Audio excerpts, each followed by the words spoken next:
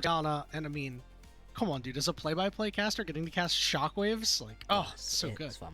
I miss it. Fun. Unfortunately, yeah, way too strong at the moment, is just going to get taken off the board. Unlikely to see that unless we get a third game and some interesting draft decisions. I do also like TES just taking away that Seraphine, as we've been talking about, right? Something that's pretty good for both sides right here.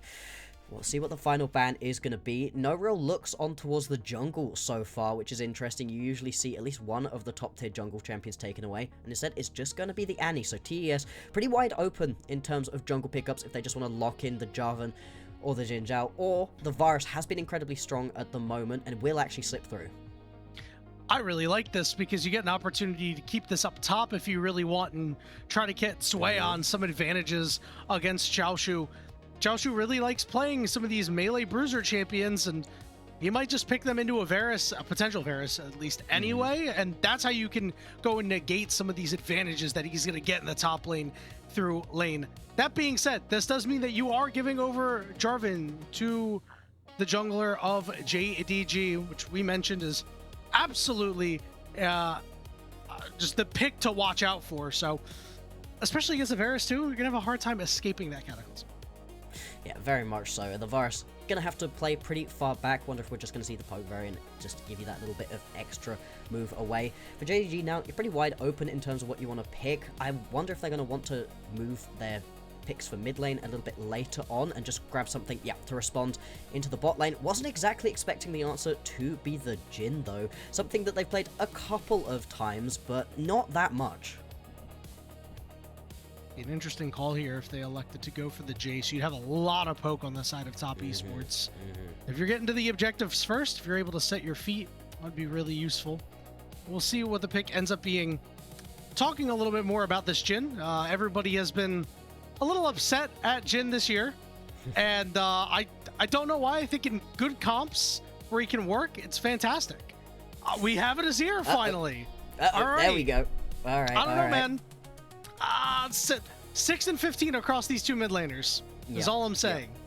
It's not had the best win rate overall. Still, it should be okay in this situation, right? You can't fully blame the Azir for a lot of those losses. We can't fully blame Creme for playing on this champion not particularly well. And I do like the Azir in this situation where you've got champions that are going to be looking to jump in towards you alongside the Jarvan most likely, something that you can then push away with the Azir or drag back in.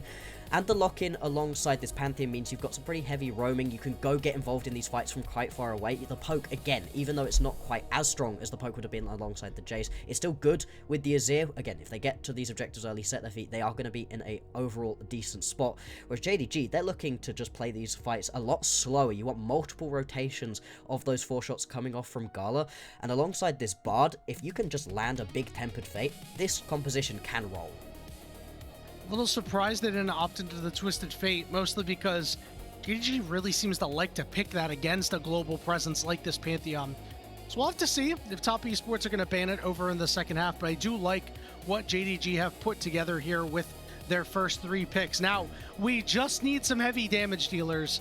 Maybe one more champion that could apply a captive audience for Jhin, perhaps, to be able to root these guys up.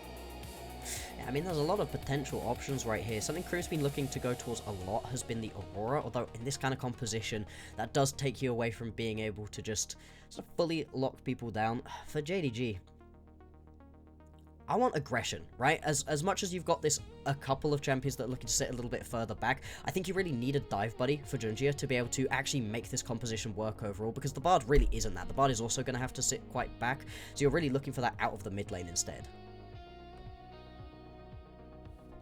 Bans in the bot lane for the side of JDG. Bans up at that top lane for top esports. And with that Neferi ban, kind of giving the signal here that that's going to be Varus top. We were largely thinking it would be, but that is usually the pick of choice into it. So we'll see what JDG elected to put together here. We saw the Rise hovered earlier by top esports. Doesn't have the same wide global power as that Pantheon, but certainly has global power nonetheless. It can match the Azir with scaling. It will be the lock in there for HongQ. I like it. I really like it alongside the Bard. Again, you're talking about just wanting to roam around the map, get involved all over, not get out-rotated by Tian right here on the Pantheon. And yeah, as much as the Pantheon can move around the map with a little bit more haste overall, you can bring more people with you right here with the Rise. And I just think overall this composition so far working quite well. It's going to be fish in the barrel once you jump in with that Cataclysm. And so for TES, if they lock this in, yeah, it is officially going to be that Varus into the top lane as you had been expecting. And oh, okay. Pike. We're getting spicy here. Let's go. We have a Pike lock in for Fengyue. Okay. Okay. I am so with it because you know what? Nami is all well and good. You have the great sustain. We are just looking to kill you. And then we have an Olaf on top of it going up to the top lane. Bloxer, we are cooking in this round. Yeah, all of a sudden, things are pretty standard, and then everything explodes all at once. We have only seen a single other Pike so far in LPL Split 2. It was played by Moam. It was a loss, as a lot of things are for OMG, unfortunately.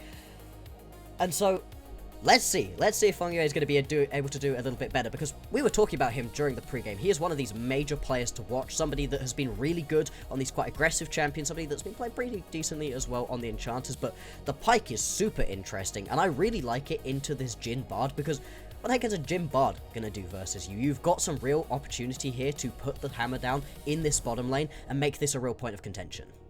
Yeah, you get to match a lot of the roaming that this Bard wants to do too. So you'd be like, yeah, I'll leave my Corki alone against the Jhin. We should have a good time. And I'm going to cut off your Bard advantages off your roams. Not only that, we have a big worry up on this top side too, because I think that JunJia is going to be all over this top lane, trying to set Sway on behind, right? And get Xiaoxu ahead on this Olaf. I have a big worry, Bloxer. If you can get ahead up in the top lane and you can take these grubs for the side of JDG, how are you going to stop Xiaoxu? Send a lot of people and hope you're not losing an objective on the other side of the map. I think is your only... Right. Yeah, I mean, it's really, really going to be rough. And I love this. I love how telegraphed it was overall that the Varus was going to go topside, because it meant that you could plan for this Olaf. Summoner's Rift for game one of this best of 3 series between JDG and Top Esports starts now.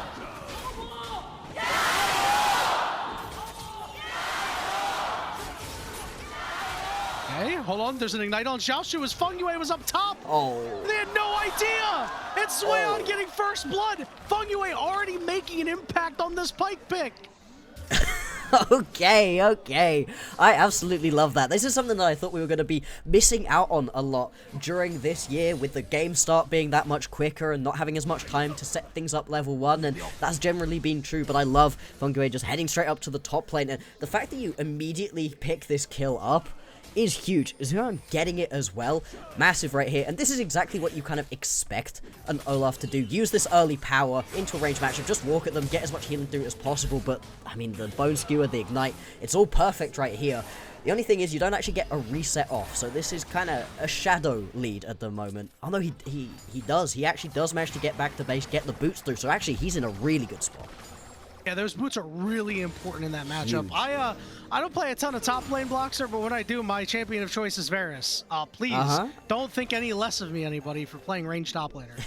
Getting those early boots, especially against champions that can eat you alive like an Olaf, super, super important. So we'll have to see what Zwayon's able to do with that lead, with JiaQi and Fengyue being on the back foot early. Yeah, I mean, this is just an immediately really nice start right here out of TS, and it just takes a lot of pressure early on away from Tian to potentially have to go towards the top side and help out Zwayon, who might have been in a pretty bad spot. Instead, he can now just chill, just play his matchup as he wanted to, otherwise working from the bot side up towards the top side of the map as well. Skewer forces the flash at a Gala, the turnaround on a Fengyue. No root there on the Deadly Flourish, but getting some summoners out is always good. Yeah, just looking to play as aggressively as possible, and this is exactly what we want to see throughout the entirety of this game. Just how aggressive can you play? Can you just keep this pressure up throughout the entirety of this early game? Because if you are versus an incredibly aggressive Pike, it's going to make it so much harder to play out this game as JDG want to. They want to unlock Vampire to go roam around the map, but if he's being chased around by a Pyke, or if the bot lane's losing so hard that he can't step away, that's going to make these other lanes for TES that much easier to play out. And then also, if Fengyue is able to just constantly roam around, get involved, as we saw in the top lane, if he can keep repeating that, you can just lose the pace of the game as JDG very early on, and it can be incredibly hard to regain that. JunJia gonna be a double scuttle jungler here as Tien not really able to do much to match. Had to clear up from bottom to top just to protect Xueyan from any potential ganks. You are going to lose a little bit out on that. It is not the end of the world, but it's certainly a bit of a lead for the JDG jungler. We are on level 6 watch for the Pantheon as Fengyue walks up a little bit too far and into an unwarded brush to use that Phantom Undertow to get away for the moment. This is the other thing about the Pyke, right? You're just so slippery. It's really hard to actually punish. Yeah, you have to be careful as well. Listen, they can turn this around. They have no fear right now. The Ignite's onto JunJia. It's going to go down. Meanwhile, up in the top lane, Xueyan trying to put those boots to good use, but Xiaoxu is the one to drop the axis. Another Bone Skewer with the Phantom Undertow, but they don't have enough mana, enough damage to close out on the kill. No, Vampire way too healthy right there, was going to be able to step up and body block, and so instead everybody just going to walk away from this mid lane, but that's unfortunate. Even with the boots, not quite able to space it out well enough right there, and yeah, I'm just going to go down in that situation, giving that early kill over, and we'll have a look back at what happens. I can tell you what happens though. Yeah, gets hit by an Undertow and gets walked at. Yeah, I think the biggest issue is, okay, that flash got you a lot of space, but not enough space. Nope. Xueyan just getting beat, honestly, up in that top lane. A little bit too big for his britches there. Xiaoxu punishing him is very, very big for this early game and potential turnaround for JDG early. And you talked about it, right? If you can get a couple of early kills right here onto Xiaoxu, if he can just keep pressure up on this top lane, you're going to be drawing so much attention from TES towards this side of the map. It's going to make playing around these objectives that much harder, and it can really just tilt the way that this game is going to play out. So we need to keep a real close eye on what's happening up towards the top side of the map, as level 6s are beginning to come through. Going to be picked up right here by HongQ, so he can start looking to threaten onto these other lanes. We've got an Ocean Drake down on the bottom side of the map as well, so a pretty juicy Drake overall for whoever wants to grab it. I mean, particularly for these top lanes, right? That extra little bit of healing through the early game would be really useful in this matchup. It'll also be useful, a lane gank, as Tien is walking his way in. Xiaoxu is now level 6 to the level 5 of Xueyan. Now, you're not going to get much value out of the Varus ultimate because the Ragnarok will be able to just cleanse any CC you have there, so Tien going to poke his head in, not be able to do much. JunJia heading down to this bottom side. Looks like he will go and pick up this crab. Be the first jungler of the game to hit level 6. Yep. He is fully spotted out though, so TES know that this is happening. Tien gonna take his reset, head straight down towards the bottom side of the map. Able to grab the tunneler as well, so these two junglers gonna be in a relatively similar spot if we end up with a skirmish. Having the Scuttle Crab will be pretty useful, and the level 6 obviously going to be the main thing right here. If you want to fight this, you can as JDG. Alright, JunJia over the wall. The ultimate coming out from the chin here. Not gonna land on anybody. Cataclysm hits 3. Health bar starting to drop, and Tien goes down. JiaQi doesn't have the damage yet. Anyway, pulls him in, but not able to close out on any kills here. Looks like we're gonna head to the blue buff here and start taking some jungle camps away. JDG playing a good early game.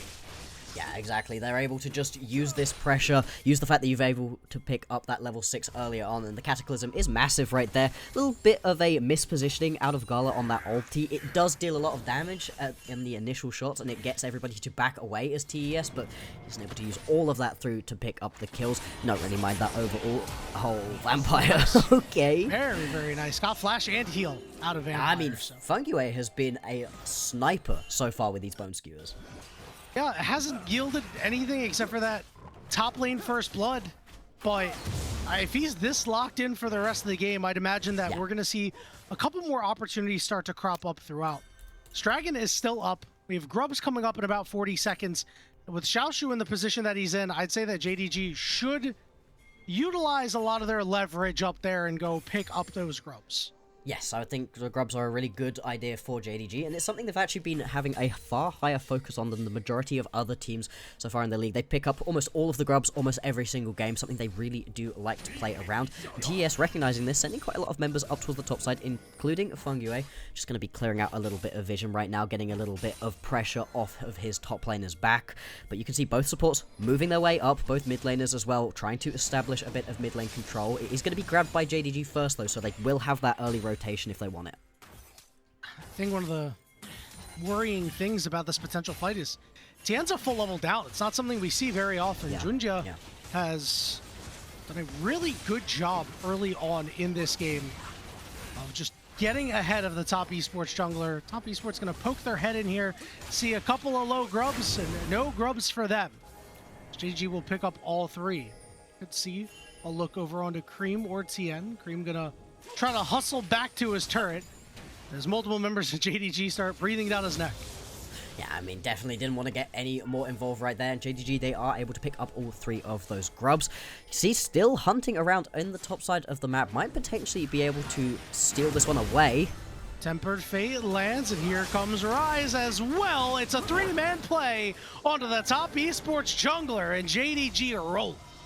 There we go, able to pick that one up nice and quickly, and this is the joy, right, of having this kind of composition where you can just snap engage onto someone. Really good use of the Tempered Fate out of Vampire, and we've been singing the praises of Fengyue, but Vampire's also been having a really good split. In this most recent couple of wins that we've been seeing out of JDG, he has been instrumental to a lot of them, and this support matchup is going to be massive because it's all about who's you landing with these Bone Skewers and how big are these Tempered Fates going to be, because if you can Tempered Fate onto the backline and snap and engage off from TES, separate out this composition, it's going to have a really hard time playing this one out. Hitting every Bone Skewer, but again, we just don't have a whole lot of power behind this top esports composition for the moment. JiaQi still ways away from hitting his first item spike. We're going to see a Pantheon ult coming in looking for HongQ. It's a beautiful combo by top esports, but they could have bit off a little bit more than they could chew. Cataclysm goes down, so does Creme, and now it's Tien locked in the cage. Fengyue trying to do what he can, but Tien is low and Tien is dead. It's JunJia getting a double kill. You might look for a little bit more. Vampire trying to run him down, but Fengyue will dip into the water, desperately trying to escape. Vampire looking to run him down. The Phantom Undertow will get him out, but it is more kills for JDG. Yeah, both mid laners are going to fall, but a couple of extra kills coming through out of JDG. And we'll have a look back at this initial bit of engage, because it's a really, really nice snap engage right here, just about tagging him on the very, very corner with that Emperor's Divide. Unfortunately, though, Jarvan just be like this. Jarvan at this point in the game with a couple of components in inventory just does so much, and some really good flashes coming through as well to dodge out onto a lot of the extra damage. There's no way the Pyke was going to die in the end of that play. Fengyue way too slippery on this champion, but still a great re-engage coming through out of JDG. Top esports is keeping JDG's interest right now, so the Dragon has not been started yet. We're 11 minutes into the game. I think top esports, it's kind of hard. I think that they scale a little bit harder. I just tend to prefer Azir over Rise just because of the sheer range that you're going to have. So I think the longer this goes, the better it is for top esports. But they're certainly not in a great spot right now, especially in this jungle position. Tien has struggled. JunJia has done the most right now. Yeah, I mean, as long as you are able to keep your top lane in a really strong spot from JDG, you're fine as we get into the later stages. But you are right, overall TES are going to be a very good spot. Things definitely have been delayed. JDG will finally go ahead and pick themselves up this initial Drake. A lot later than you would usually expect that first Drake to go on over, and still, they've only got about a 1.5k gold lead. They had that a while ago. They haven't really been able to expand it out too much further. A lot of that is coming through the fact that top lane, you've just got some much easier farming coming on through for the Varus in this matchup. But things being stolen away right here by JDG, and they could potentially look for a dive onto the bot lane. JiaQi is alone, no real support around him. Instead, everybody just going to back off, not entirely aware of where the members of TES are. We're aware of where Fengyue is. He's clearing out a ward right now. He's hit level 6 just a couple of moments ago. It's almost a full level behind Vampire, and unfortunately, Death from Below doesn't do all that much when you're not able to get them really low enough to convert on some of these kills. We'll see if that extra damage coming out of the support role will be enough to help Top Esports as they head into this mid game. The good news for Top Esports here, Bloxer, is that they have the secret weapon, which is JiaQi Trinity Force, which should be coming along soon. Trinity Force, such a nice early item spike. Yeah, absolutely it is. Ooh, potential dive happening top lane. We're sending multiple members over. Here's the curtain call. Zweon's going to be in a little bit of trouble here. Does have his ultimate. Going to turn off the turret. He's going to flash away. But Gala's able to get the job done with that fourth and final shot. Root is going to come onto Fengyue as well. JunJia looking to run this man down. Your bone skewer does not matter because JunJia is a 4-0-1. JunJia looking to put the team on his back right now, all hunting onto Creme as well. If he jumps over this wall, he's dead. If he doesn't jump over this wall, he's probably dead too. They're going to try to turn around into HongQ, but he walks away. A little too late to save the JDG mid laner, but just in time to maybe find another double kill here. The flag and drag. Vampire was able to flash away. Tian getting lower. Will they elect to dive this? Oh! Oh, the flag gets the kill. It's the second time that's happened in this game JunJia. for JunJia. And he is just a one-man army. Yeah, he is. I mean, at this point, right, this guy is so incredibly strong. It just gives you so much during these long, extended fights, in these 1v1s, in these multi-man skirmishes. This initial dive is just really well executed. There's very little in this situation you can actually do. Azura, you are just going to get taken down. The force shot doesn't quite do it, although just about going to spawn out that flower. Deathfire touch. Yeah, it was always going to be a kill in this situation. And now, this is just ridiculous amounts of damage. He just pokes him to death. Like, there's nothing that you can do in that situation as Fengyue. This is weird from Creme. I'm not entirely sure why Creme decides to step up towards the top side of the jungle, having just watched his top laner and his support die 2 players in the top side of the map. It really does just bait these members in way too far. Round 2 in the top lane. Hang on. Oh my goodness. They lock this man up. It's another great tempered fate from Vampire. And HongQ gets his first of the game. Absolutely pixel perfect right there. Hang on, bot lane. Oh my god, the 2v1. Oh no, Xiaoxu getting kill number 2, and this is a damn disaster for Top Esports 15 minutes into this game. They're down 5,000 gold. We wondered this was going to be the litmus test for JDG, this first game, to determine whether or not they do belong in the top triumvirate of the LPL. And right now they're making Top Esports look like they're the ones who don't. Yeah, very much so. I mean, really nice right here in that play. Xiaoxu just Ragnarok and run at somebody, and there's very, very little that you can actually do. This is one of the things we were talking about, right? Between the Corki, the Azir, and this Varus, nobody can really get away from you if you just turn around and start sprinting at them as Xiaoxu. And if he's able to just keep this up, now that he's got the Stride Breaker as well, makes it even harder to escape him. He's going to be a real menace for this team. 6,000 gold leads right here for JDG, and they're just going to keep rolling. I mean, Zero's just dead. They're feeling themselves too. HongQ with a nice sidestep. Didn't even need the ghost for that. All right, we're looking to force here, but I don't know if that's what you want. Tian has not been stunned up, which means you could just go back in if they want. HongQ going to stay on the outskirts and then walk into the Realm Warp and slip out of the wanting hands of Top Esports. 16 minutes in Bloxer. This game is an absolute rout.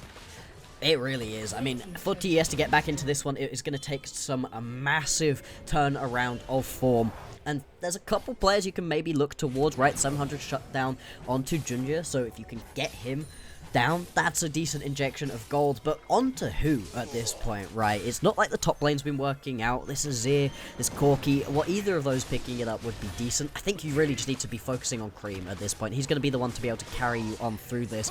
But right now, TS, they're barely even able to step up towards any of these objectives. Tian's just in the top side taking away some Krugs, and JiaQi's just going to get run down. He's just dead.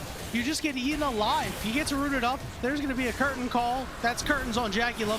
Vampire will not be able to escape the clutches of Fengyue, but Fengyue will not be able to escape the clutches of JDG as he dies on the backside. It's another kill going over to Gala.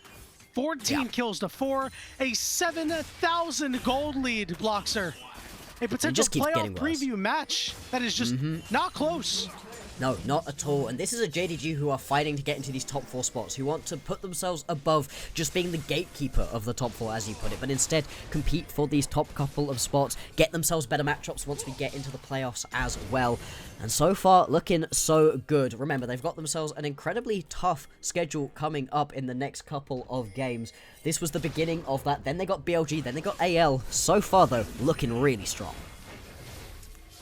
No doubt about it. You even get to go the Mosquito build as Jin this game and not have to worry about it. Potential side lane play onto Creme here. Fengyue is a little ways away from his mid laner. Will be able to slide out, but now Vampire will continue the chase to slow up Creme. Here comes HongQ, teleport coming in from Zweon, but Creme is down to half HP and JDG are able to escape. I mean, yeah, and you're just blowing this teleport right here as well without it really gaining you too much. You've now got basically everybody up on the top side of the map. Mid lane control going to be established as well by Gala.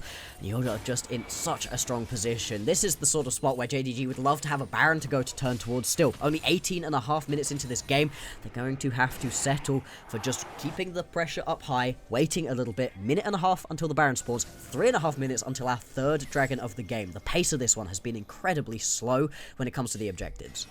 Yeah, and that's not even benefiting top esports at this current time because they are just so far away from their second items on everybody right now compared to what you see over on the side of JDG. Multiple members with completed, 2 completed items, I should say. HongQ is getting very close to that 10-stack Rod of Ages. Rift Herald is going to get dropped here on the bottom side. We're going to drive it in without any minions. So we're going to get a good amount of damage down, enough to actually take down the turret and force Creme's flash. He was just up a little too far. Okay, how's your driving? How is your driving right here, JunJia? Making it good so far. He's going to turn the corner. Oh, he's going to manage it. Goodness. Oh, but he saw there was... Gives up. Oh, hold on. Okay. It could have been a little bit better. He saw that there were multiple members there and nobody was backing him up. So he decided to take a left instead of a right. I think it's still better to just hit the tower there. Like, he still has to flag and drag away. He still has the flash available. I think you just drive it into the tower in that situation. Still, the driving skills themselves were good. He didn't crash into anything. He will keep his license for today. Well, he did crash into the wall. Well, he meant to. He only crashed into the wall he meant to, right? You can't blame somebody for hitting the wall they intended to hit. Oh, good driver never misses their exit. Exactly. Exactly. See, you understand. Of course I do. I live in New Jersey. I have to understand. When you talk about dangerous places to drive, you talk about New Jersey and Florida. Yep. There's very little else I know about New Jersey other than your drivers are bad. Our drivers are really good. Hang on. We'll hold that thought for another moment. I'm gotta get a lick back at you. As top esports were trying to get a lick at JDG, and yeah, you're not coming away with anything good there. No. As here comes our Olaf to run over everybody. He gets run over himself, but does enough damage to make JDG clean things up very easily.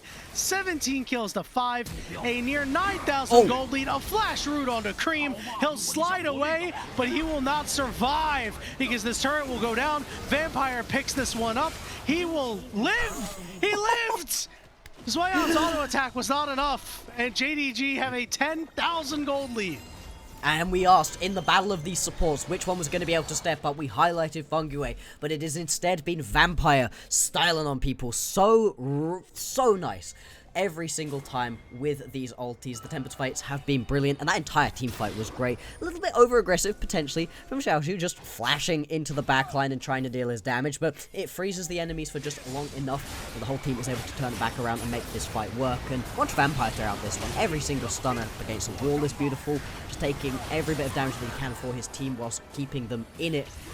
And I really like the flash forward at the end out of HongQ to just pick up that extra couple of kills. Gala, the flanking Jin, by the way, is not perturbed.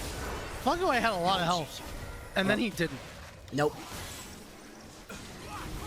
But I mean, this is the way of the game so far, right? 10,000 gold advantage for JDG. That's so disturbing. Like, as a support player, I look at that, I'm like, Take a look at the live graph. They're giving top esports a 12% chance to win, which I think is very generous. Yes, I would agree. 10,000 gold, nearly 11,000 gold. Like I said earlier, the Azir scaling, you can get there. I don't know if you're going to get there, but you could. Yeah? It's not looking too good though, Bloxer. If we've got another 25 minutes in this game, I mean, sure.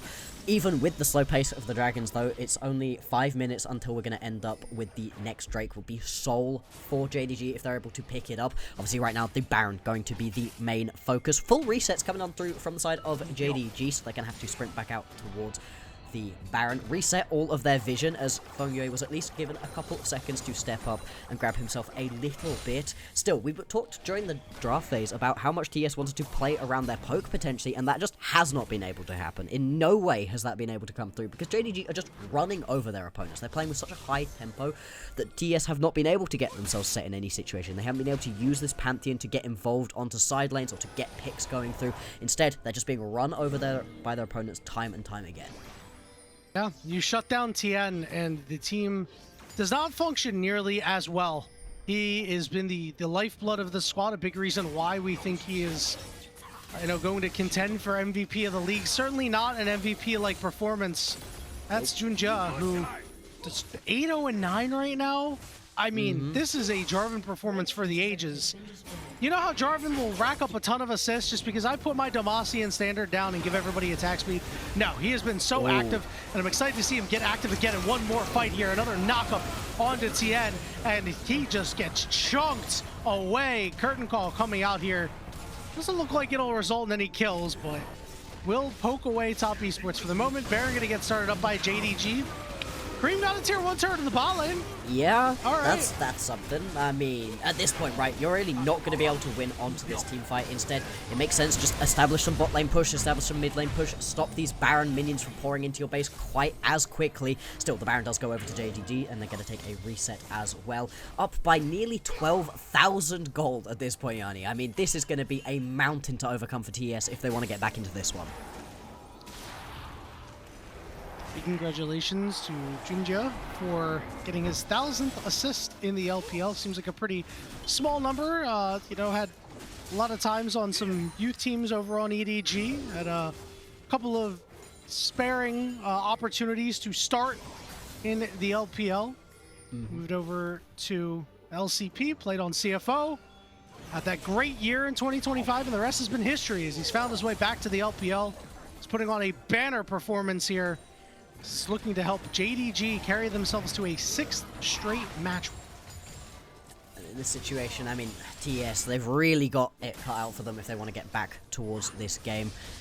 Because right now, you can just play this 4-1 style. Just constantly send Xiaoxu down towards the bottom side of the map. We've already seen in this game what happens when you only send 2 people to try to deal with him. Right now, Creme is doing his absolute best to be able to clean up all of these minions, but it's allowing this push to come through into the mid lane. Teleport coming in as well. Johan desperately trying to rejoin his team after getting a push going in the top lane. But still, these Baron empowered minions are going to keep pouring on in. Some cannon minions on the way in as well, and things are just going to keep getting tougher and tougher. Well, JDG is going to have to make a mistake. Top Esports is going to have to capitalize, and that's going to have to happen a couple of other times. The problem is, they played pretty mistake-free gameplay, maybe a little too deep here. JunJia will be able to flash out, and Gala will be able to claim the kill. Now Fengyue getting a lot of stuns out, trying to do whatever he can to help his team, but there is no hope for Top Esports as JDG get a clean ace and will take game 1 over Top Esports in convincing fashion. Only 26 minutes right here for JDG to dismantle TES, and it's all off the back of the jungler and the support having massive performances. Yeah, this was not close, Bloxer. I mean, what a game by JDG. Just out of the gate, aggressive, blitzing down Top Esports. And I mean, from the moment that you saw that JunJia was a double scuttle jungler, you knew for a second, that's strange. Tien typically is able to do that or be in the face of his jungle opponent, and not so in this game. Yeah, that was a very brief window of excitement very early on in this game, where Fengyue is able to get up into the top lane, pick up that initial kill for Xuan, and then that was it. There was basically nothing else that really went the way of Top Esports, and, as we were saying, right, we came into today saying this is a real big matchup for JDG to show us where they actually are in the standings. Can they compete with these top dogs? Can they show us something really exciting going on forwards in this split? if they play a second game like this, the answer is absolutely yes. If I'm a BLG or an AL, I'm dead scared of playing up against a JDG that is on fire at the moment. Well, they'll always show us something exciting, Bloxer, because whenever you get top A drafts, it's always a good time. And listen, Top Esports, they wisely prepared for the top lane. They said, okay, we're going to go ban this Nefiri. Like, this is the natural predator of the Varus top.